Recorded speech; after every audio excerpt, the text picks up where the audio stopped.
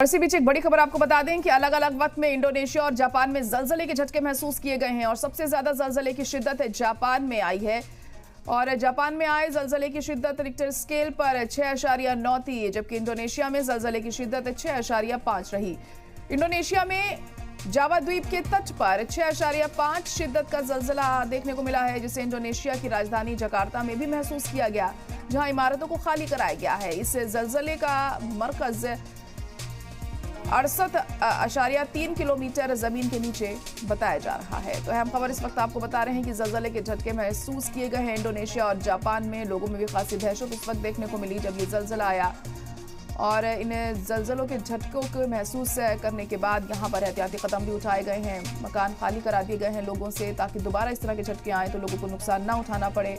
और सबसे ज्यादा जलजले की शिद्दत जापान में आए जलजले में देखने में दर्ज की गई है, और जापान में आए जलजले की शिद्दत रिक्टर स्केल पर 6.9 थी, जबकि इंडोनेशिया में जलजले की शिद्दत 6.5 रही।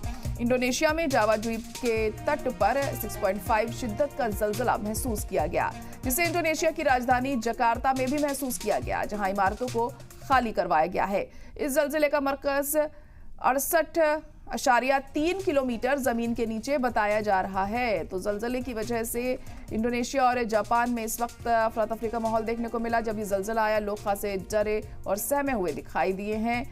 और आपको बता दें कि फिलहाल बिल्डिंग्स को खाली कराया गया है, ताकि लोगों को नुकसान ना हो अगर दोबारा इस तरह का जलजला यहाँ देखने को मिलता है। तो इंडोनेशिया और जापान में ये झटके महसूस किए गए हैं और इनकी शिद्दत रिक्टर स्केल पर 6.9 रही।